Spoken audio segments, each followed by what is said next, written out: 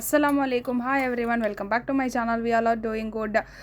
எப்பயுமே நீங்கள் ஃப்ரைடே எப்பயுமே வந்து நம்ம பிரியாணி பலாவ் ஒயிட் ரைஸ் இந்த மாதிரி செஞ்சு ரொம்ப போர் அடிச்சிச்சு. ஸோ அதனால் இன்றைக்கி கொஞ்சம் டிஃப்ரெண்ட்டாக ட்ரை பண்ணலான்னு சொல்லி நாங்கள் வந்து பச்சைப்பயிறு சாதம் ட்ரை பண்ணியிருந்தோம்.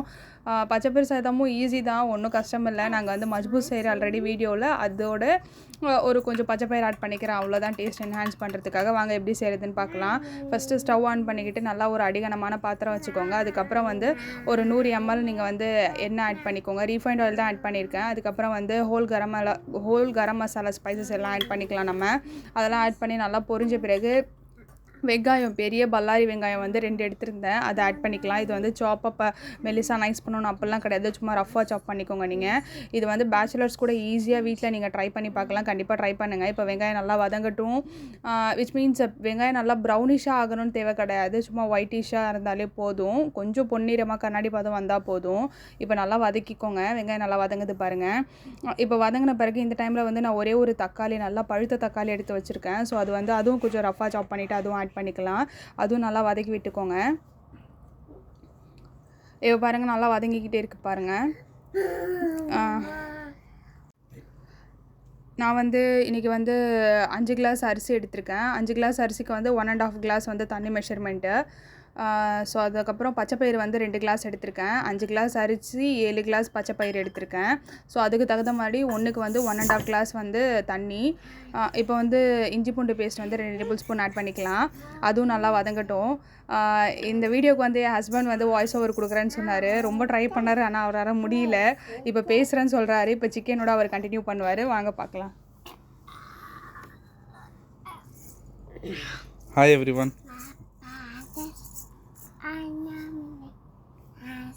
பேசுங்க. பேசிட்டு தான் இருக்கேன். இப்போது நம்ம சிக்கன் போட போகிறோம். இது சிக்கன் வந்து ஸ்கின்னோடும் போடலாம், வித்தவுட் ஸ்கின்னும் போடலாம். ஸ்கின்னோடு போட்டால் இன்கேஸ் யாரும் உங்கள் மேலே கேஸ் போடாமல் பார்த்துங்க. பேசுங்க, நீங்கள் பேசுங்க. நான் வந்து இப்போ வந்து 2 முழு கோழி எடுத்திருக்கேன். ஒரு கோழி வந்து 1 கிலோ. நான் வந்து 2 முழு கோழி எடுத்திருக்கேன். அது வந்து ஒரு முழு கோழியை வந்து 4 பீஸாக கட் பண்ணிக்கிட்டேன். இப்போ எனக்கு மொத்தம் 8 பீஸ் இருந்துச்சு, அது எல்லாமே ஆட் பண்ணிக்கலாம். சிக்கன் இதில் வந்து பெரிய பெரிய பீஸஸாக ஆட் பண்ணால் தான் வந்து நல்லாயிருக்கும். ஏன்னா இதுக்கப்புறம் சிக்கன் எடுத்து நம்ம ஃப்ரை பண்ணும்போது நல்லா ஈஸியாக ஃப்ரை பண்ணிடலாம் நம்ம. இப்போ இது நல்லா மிக்ஸ் பண்ணி விட்டுட்டு, இது வந்து ரொம்ப வதங்கணும்னு கிடையாது, அந்த மார்க் விழணும், ப்ரௌனிஷ் கலர் மார்க் வந்து அந்த சிக்கனில் விழணும். ஸோ அது வரையுமே நல்லா நம்ம வந்து வதக்கிக்கலாம். ஸோ இந்த தடவை இந்த மிக்ஸ் கொடுத்துட்டு இப்போ மூடி போட்டு நல்லா வேக வச்சுக்கலாம். நிறைய பேர் என் சேனலை வந்து பார்க்குறீங்க, ஆனால் சப்ஸ்கிரைப் பண்ண மாட்டேறீங்க. வியூஸ் போகுது, ஆனால் சப்ஸ்கிரைபர்ஸ் இல்லை. கண்டிப்பாக என் சேனலை வந்து சப்ஸ்கிரைப் பண்ணிக்கோங்க. உங்கள் சப்போர்ட் எனக்கு ரொம்ப தேவை.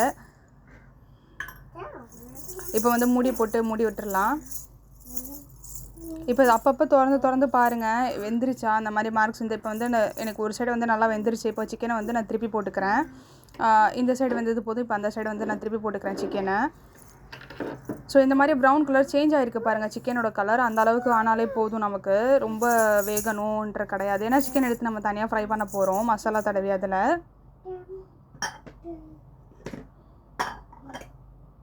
எல்லா ஃப்ரைடேயுமே ஒரே சமையல்னு சொல்லி போர் ஆவாங்க பசங்கள்லாம். கண்டிப்பாக பசங்களுக்கு இந்த மாதிரி ட்ரை பண்ணி பாருங்கள், நல்லா விரும்பி சாப்பிடுவாங்க. வீட்லேயும் உங்களுக்கு எல்லாருமே பாராட்டுவாங்க.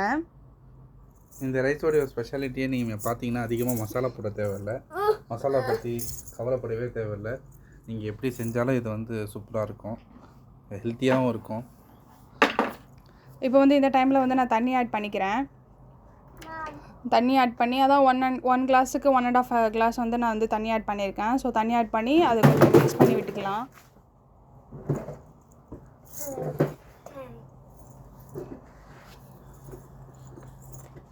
யூடியூபே ஸ்டார்ட் பண்ண வேணான்னு சொல்லி என் ஹஸ்பண்ட் சொன்னார். பட் அவரே வந்து இப்போ வாய்ஸ் ஓவர் கொடுக்குற அளவுக்கு நான் வளர்ந்துட்டேன் மீன்ஸ் உங்கள் சப்போர்ட் தான் எல்லாருமே. உங்களுக்கு தான் நான் ரொம்ப தேங்க் பண்ணணும். இப்போ வந்து சிக்கன் க்யூப் இருக்குல்ல, மேகி ஸ்டாக்குன்னு, அது வந்து ஒன்று ஆட் பண்ணிக்கலாம். அதை ஆட் பண்ணி நல்லா வந்து மிக்ஸ் பண்ணி கொடுத்துட்டு மூடி விட்டுடலாம். இப்போ திரும்பியும் அப்பப்போ திறந்து மிக்ஸ் கொடுத்துக்கிட்டே இருங்க.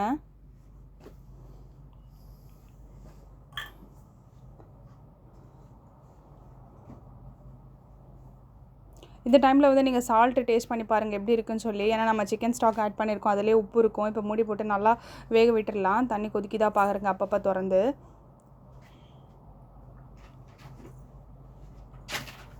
ரொம்பவே ஈஸியான ரெசிபி. மிளகாத்தூள் எதுவுமே கிடையாது, காரமே கிடையாது இதில். ஆனால் டேஸ்ட்டு மட்டும் ஒரு ஹிட்டான ரெசிபின்னு நான் கேரண்டி கொடுப்பேன். வீட்டில் எல்லாருமே ட்ரை பண்ணிவிட்டு எப்படி இருந்துச்சுன்னு சொல்லி கமெண்ட் செக்ஷனில் மறக்காமல் சொல்லுங்கள். இது திரும்ப மிக்ஸ் பண்ணிட்டு இப்போ தண்ணி நல்லா கொதிச்சிருச்சு. இப்போ நம்ம சிக்கன் மட்டும் தனியாக எடுத்து வச்சுக்கலாம். இப்போ நான் சால்ட்டு டேஸ்ட் பண்ணுறேன் பாருங்கள். எனக்கு வந்து கொஞ்சம் கம்மியாக இருந்துச்சு, நான் சால்ட் ஆட் பண்ணேன் அன்றைக்கி கொஞ்சம். இப்போ வந்து சிக்கனை எடுத்துக்கலாம் நம்ம அதுலேருந்து.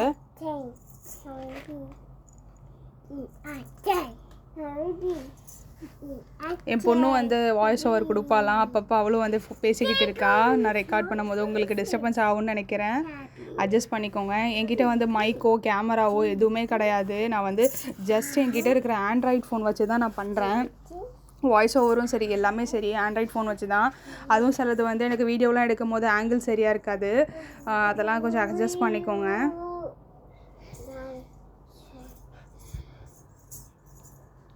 இப்போ சிக்கன் எல்லாமே நான் செப்பரேட்டாக எடுத்துட்டேன். நீங்கள் இந்த மாதிரி ஃபுல்லாக பெருசாக பீஸ் போட்டால் தான் உங்களுக்கு எடுக்கிறதுல ஈஸியாக இருக்கும்.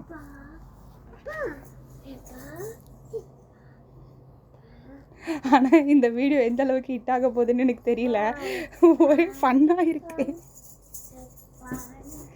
அவர் அப்பப்போ பேசுகிறேன்னு ட்ரை பண்ணுறாரு.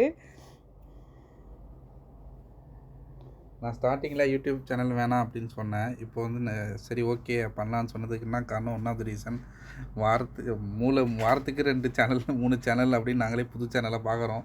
மூளை முடுக்கெல்லாம் சேனல் இருக்குது, நம்ம சேனல் எங்கே பெருசாக போகுது அப்படின்ற தைரியம் தான். இப்போ வந்து பச்சைப்பயிறு ஆட் பண்ணிக்கலாம். இதில் இப்போ தண்ணி கொதிச்சிடுச்சுல, ஸோ இந்த டைமில் வந்து பச்சைப்பயிறு ஆட் பண்ணிக்கலாம் நம்ம. நான் 2 கிளாஸ் பச்சைப்பயிறு எடுத்திருக்கேன். 5 கிளாஸ் அரிசிக்கு 2 கிளாஸ் பச்சைப்பயிறு, அது வந்து ஆட் பண்ணிக்கலாம் இதில்.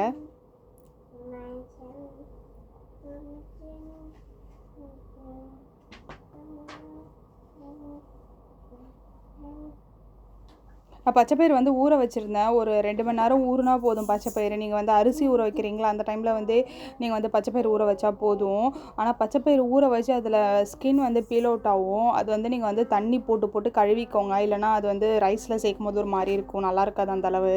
ஃபுல்லாக நீங்கள் வந்து நீக்கிட முடியாது, கொஞ்சம் இருக்கும் தோல், இருந்தாலும் அது கொஞ்சம் இருந்தால் ஓகே, ஆட் பண்ணிக்கோங்க. இப்போ இந்த டைமில் நல்லா கொதிக்குது பாருங்கள். பச்சைப்பயிறு கொஞ்சம் நம்ம வந்து வெந்த மாதிரி இருக்காது, ஆனால் வெந்துடும் அது தம்முக்கு போடும்போது. இப்போ நான் வந்து அரிசி வந்து ஊற வச்சு இப்போ நான் வந்து அதை வடிகட்டி சேர்த்துக்கிறேன் இதில்.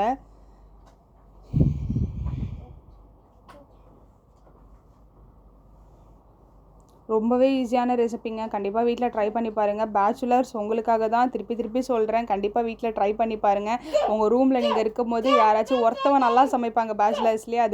அது கேர்ள்ஸ் ஹாஸ்டலில் இருந்தாலும் சரி, பாய்ஸ் ஹாஸ்டலாக இருந்தாலும் சரி, யாராச்சும் ஒரு இளிச்சவாய் நமக்கு கிடைக்கும் சமைக்கிறதுக்குன்னு சொல்லி அந்த இளிச்சவாய்க்கு இந்த வீடியோவை ஷேர் பண்ணி விடுங்க.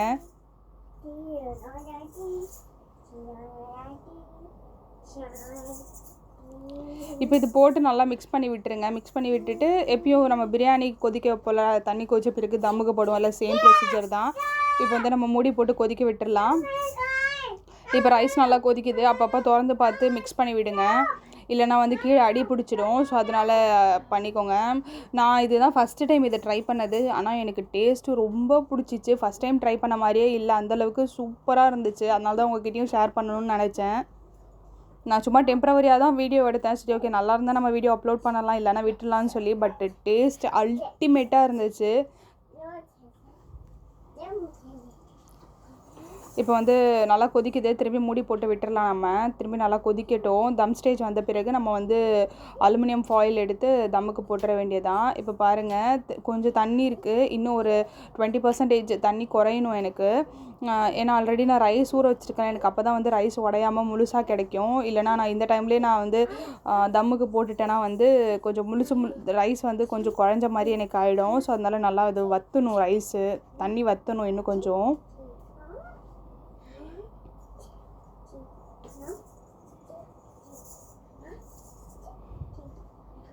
இப்போ வந்து கரெக்டான தம் ஸ்டேஜ் வந்துருச்சு. இப்போ வந்து அலுமினியம் ஃபாயில் இருக்குல்ல, அப்படி இருந்தால் அலுமினியம் ஃபாயில் யூஸ் பண்ணிக்கோங்க. அப்படி இல்லைனா துணி, அப்படி இல்லைனா நியூஸ் பேப்பர் என்ன அந்த மாதிரி போட்டு நம்ம வந்து தம்முக்கு போட்ட வேண்டியதான். இப்போ அந்த அலுமினியம் ஃபாயில் போட்டு நான் தம்முக்கு போட்டுட்டேன். இது போட்டுட்டு மேலே வெயிட் போட்டுட்டு ஃபஸ்ட்டு ஒரு கொஞ்சம் நேரம் ஹையில் வச்சுட்டு அதுக்கப்புறம் சிம் பண்ணிவிடுங்க. அவ்வளோதான். தம் எப்பயுமே போடுற மாதிரி தான், தம்முக்கெலாம் என்ன சொல்லிக்கிட்டு நம்ம அவ்வளோதான். இப்போ ரைஸு ஆல்மோஸ்ட் ரெடி. ரைஸ் வந்து 85% ரெடி. பேலன்ஸ் வந்து 15% வந்து நம்ம தம் போடுறதுல தான் இருக்குது. தம் போடுறது தான் வந்து ஒரு எல்லா பிரியாணி புலாவ் எல்லாத்துக்குமே வந்து மேஜரான விஷயமே வந்து நம்ம தம் போடுறது தான். இப்போ தம் போடுறதுக்கு நீங்கள் முக்கியமான பார்த்தீங்கன்னா, தம் போடுறதுக்கு நீங்கள் கனமான பாத்திரம் எடுத்தால் தான் தம் போடுறது நல்லாயிருக்கும். சரியா? இல்லைனா தம் போடுறது வந்து கஷ்டமாயிடும், தம் சரியாக வராது. இது வரையும் யூடியூப் சேனலில் வந்து ஒரு குக்கிங் சேனலில் ஹஸ்பண்ட் அண்ட் ஒய்ஃப் வந்து வாய்ஸ் ஓவர் கொடுத்துருக்காங்களான்னு எனக்கு தெரியல. நாங்கள் தான் ஃபஸ்ட் டைமுன்னு நான் நினைக்கிறேன். உங்களுக்கு யாராச்சும் அந்த மாதிரி தெரிஞ்சால் எனக்கு வந்து கமெண்ட் செக்ஷனில் சொல்லுங்கள். இந்த யூடியூபர்ஸ் வந்து இந்த மாதிரி 2 பேருமே சேர்ந்து குக்கிங்க்கு வந்து வாய்ஸ் ஓவர் கொடுத்துருக்காங்க. மேபி ஒரு செலிப்ரிட்டிஸ் இந்த மாதிரி இருக்கவங்க வந்து சேர்ந்து குக் பண்ணுவாங்க, அது பண்ணுவாங்க. பட் வாய்ஸ் ஓவர் கொடுக்குறது நான் இதுதான் தடவைன்னு நினைக்கிறேன். இப்போ வந்து அதுக்கு வந்து தக்கூஸ் பண்ணிக்கலாம். தக்கூஸ்னால் ஒன்றும் இல்லை, இப்போ நம்ம பலவு ரைஸுக்கு வந்து தால்ச்சா செய்கிறோம்ல, அதே மாதிரி தான் இதுக்கு வந்து தக்கூஸ்ன்னு சொல்லுவாங்க. எண்ணெய் ஊற்றிக்கலாம், ரீஃபைண்ட் ஆயில் ஆட் பண்ணிக்கிறேன். அதுக்கப்புறம் வந்து ஒரு 5 பல்லு பூண்டு வந்து இடித்து வச்சுருக்கேன். ஆல்ரெடி தக்கூஸ் ரெசிபி வந்து நம்ம சேனலில் இருக்குது, இருந்தாலும் நான் இதுலேயும் சொல்கிறேன். அந்த பூண்டு போட்டு நல்லா பொரிஞ்ச பிறகு ப்ரௌனிஷ் ஆன பிறகு இப்போ நம்ம தக்காளி இருக்குல்ல, அதை ஆட் பண்ணிக்கலாம். நல்லா பழுத்த தக்காளி வந்து 2 எடுத்து அதில் ஒரு 3 பல்லு பூண்டு போட்டு அரைச்சி வச்சுருக்கேன். அதை எடுத்து இதில் ஊற்றிக்கலாம். அவ்வளோதான். 3 பல்லு பூண்டு, ஒரு 2 தக்காளி, பழுத்த தக்காளி எடுத்து அரைச்சி வச்சுருந்தேன். அந்த பேஸ்ட்டு தான் அதை எடுத்து ஊற்றிக்கலாம். அதுக்கப்புறம் தக்காளி பேஸ்ட் இருக்குல்ல, அதை ஆட் பண்ணிக்கலாம். தக்காளி பேஸ்ட்டு கொஞ்சம் ஆட் பண்ணி அதுவும் நல்லா மிக்ஸ் பண்ணி கொடுத்துக்கலாம். இப்போ இது நல்லா கொதிக்கும் போது உப்பு இருக்குல்ல, உப்பு ஆட் பண்ணிக்கோங்க. உப்பு எந்த அளவுக்கு வேணுமோ அந்த அளவுக்கு உப்பு ஆட் பண்ணிக்கோங்க. அதுக்கப்புறம் வந்து மிளகாத்தூள் ஆட் பண்ணிக்கோங்க. உங்கள் காரத்திற்கு ஏற்ப மிளகாத்தூள் ஆட் பண்ணிக்கோங்க. நான் வந்து 1 டேபிள் ஸ்பூன் மிளகாத்தூள் ஆட் பண்ணியிருந்தேன் அன்றைக்கி. மிளகாத்தூள் ஆட் பண்ணி நல்லா மிக்ஸ் கொடுத்து நல்லா இது பண்ணிக்கோங்க. அதுக்கப்புறம் ஜாரில் வந்து தண்ணி ஊற்றி நல்லா ஜாரை கழுவி எப்பயும் ஊற்றுற மாதிரி அந்த தண்ணி எடுத்து பேலன்ஸ் ஊற்றிக்கோங்க அதில். அவ்வளோதான். அது ஊற்றிட்டு நல்லா கொதிச்சிடுச்சுன்னா தக்கூஸ் ரெடி. இது வந்து நீங்கள் நார்மலாகவே நீங்கள் செய்யலாம். தோசை சப்பாத்திக்கு எல்லாத்துக்குமே இந்த தக்கூஸ் நல்லாயிருக்கும். நம்ம காரச்சட்டியில் கொஞ்சம் தண்ணியை ஊற்றுறோம், அவ்வளோதான். ஆனால் டேஸ்ட்டு சூப்பராக இருக்கும் தக்கூஸு. இப்போ இது கொதிக்க இது கன்சிஸ்டன்சி வந்து சேஞ்ச் ஆகிக்கிட்டே இருக்கும். கொஞ்சம் கெட்டியான கன்சிஸ்டன்சி மாதிரி இருந்துச்சுன்னா அதை ஆஃப் பண்ணிட வேண்டியது தான். அவ்வளோதான், முடிஞ்சிருச்சு தக்கூஸ். இது வந்து அந்த ரைஸில் போட்டு சாப்பிடும்போது சூப்பராக இருந்துச்சு. அண்ணாடா பச்சைப்பயிறு சாதத்துக்கு இதுக்கெலாம் போட்டு சாப்பிடுவாங்களான்னு கிடையாது. பச்சைப்பயிறு சாதம் வந்து சில பேர் வெஜிடேரியனாகவும் செய்வாங்க. நான் வந்து மஜ்பூஸில் பச்சைப்பயிறு ஆட் பண்ணியிருக்கேன், அவ்வளோதான். இந்த மாதிரி ஒரு தடவை பண்ணி பார்ப்போமேன்னு சொல்லி. இப்போ நல்லா கொதிக்குது பாருங்கள். கொதிக்க அது நல்லா கெட்டியாகிட்டே வருது பாருங்கள்.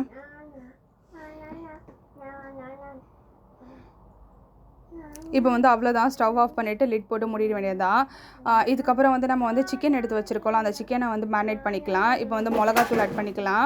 மிளகாத்தூள் வந்து 2 டேபிள் ஸ்பூன் ஆட் பண்ணியிருக்கேன். இதுக்கு வந்து நீங்கள் வந்து வீட்டில் அரைச்ச மிளகாத்தூள் ஆட் பண்ணிக்கோங்க. வீட்டில் அரைச்ச தனி மிளகாத்தூள்னு சொல்கிறேன், குழம்பு மிளகாத்தூள் ஆட் பண்ணாதீங்க, தனி மிளகாத்தூள் ஆட் பண்ணிக்கோங்க. அந்த மாதிரி இல்லைனாலும் உங்களுக்கு பிரச்சனை இல்லை, நீங்கள் வந்து குழம்பு மிளகாத்தூள் ஆட் பண்ணிக்கோங்க, ஒன்றும் இஷ்யூ கிடையாது. அதுவும் நல்லா தான் இருக்கும். அதுக்கப்புறமா வந்து இப்போ நம்ம வந்து இது இருக்குல்ல, மல்லிப்பொடி வந்து 2 டேபிள் ஸ்பூன் ஆட் பண்ணிக்கலாம். இந்த சிக்கனுக்கு வந்து மசாலா அதிகமாக இருக்கணும்னு தேவை கிடையாது, கொஞ்சமாக இருந்தாலே போதும். சும்மா ஒரு ஃப்ளேவர் உள்ளே இறங்குறதுக்காக ஆட் பண்ணுறோம், அவ்வளோதான். அதுக்கப்புறம் வந்து சோம்புத்தூள் வந்து 1/2 டீஸ்பூன், சீரகத்தூள் வந்து 1/2 டீஸ்பூன், மஞ்சத்தூள் வந்து 1/2 டீஸ்பூன் எல்லாமே ஆட் பண்ணிக்கலாம்.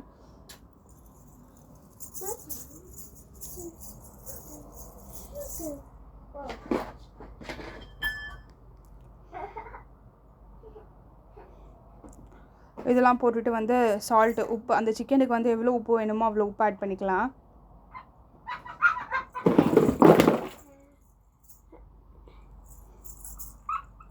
உப்பு ஆட் பண்ணிக்கிட்டு இஞ்சி பூண்டு பேஸ்ட் வந்து நீங்கள் கொஞ்சமாக ஆட் பண்ணிக்கோங்க. இதுக்கு ரொம்ப அதிகமாக ஆட் பண்ணணும்னு இல்லை, சும்மா ஒரு 1/2 டீஸ்பூன் ஆட் பண்ணாலே போதும். ரொம்ப ஃப்ளேவர் இறங்கணும்னு கிடையாது, ஏன்னா இது ஆல்ரெடி குக்கான சிக்கன் தான். நம்ம டேஸ்ட் இன்னும் கொஞ்சம் என்ஹான்ஸ் பண்ணுறதுக்காக எண்ணெயில் ஃப்ரை பண்ண போகிறோம், அவ்வளோதான். அதுக்கப்புறம் கொஞ்சமாக எண்ணெய் ஊற்றி இதை வந்து மிக்ஸ் பண்ணிக்கோங்க. அப்போ தான் வந்து மசாலா பிரிஞ்சு வராது. ஏன் நான் சொல்கிறேன்னா வந்து தண்ணியில் நம்ம மிக்ஸ் பண்ணால் கொஞ்சம் நேரம் மேரினேட் பண்ணி வைக்கணும், இதில் பண்ணால் தேவை கிடையாது. எண்ணெயில் நீங்கள் மிக்ஸ் பண்ணி பண்ணும்போது உங்களுக்கு வந்து மசாலா பிரிஞ்சு வராது.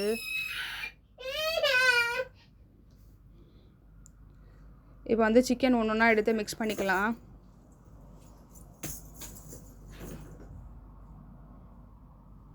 மிக்ஸ் பண்ணி ஒரு தனி பிளேட்டில் வச்சுட்டு நீங்கள் உடனே தவா வச்சு கூட ஃப்ரை பண்ணிக்கலாம், ஒன்றும் இஷ்யூ கிடையாது. ஏன்னா மசாலா கொஞ்சம் கூட பிரிஞ்சு வராது உங்களுக்கு.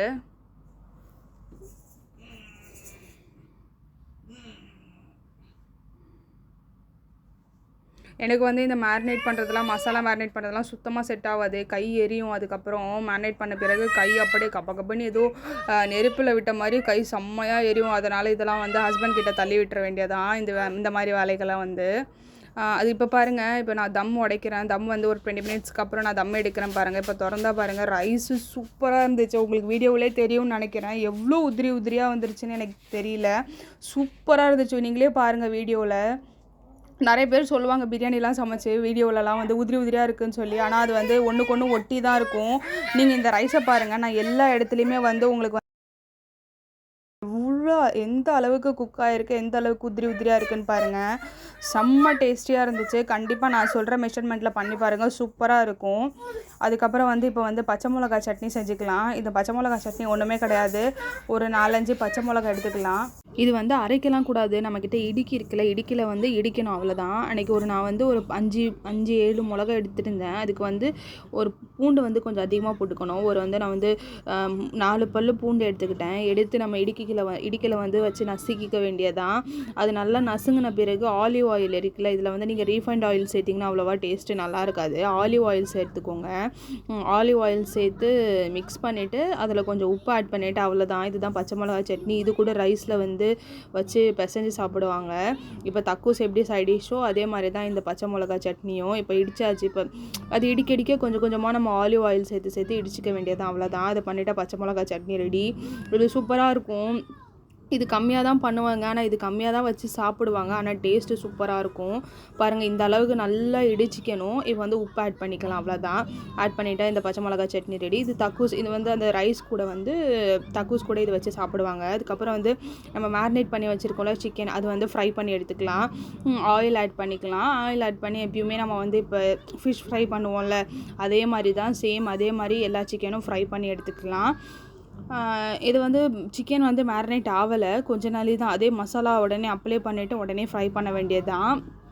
இந்த சைடு ஒரு 10 நிமிஷம், அந்த சைடு ஒரு 10 நிமிஷம் திருப்பி போட்டால் சிக்கன் சூப்பராக ரெடி ஆகிடும். இது வந்து நீங்கள் எக்ஸ்ட்ரா இதுக்கு வந்து என்ஹான்ஸ் பண்ணணுன்னா வேணால் ஸ்மோக் கொடுத்துக்கோங்க.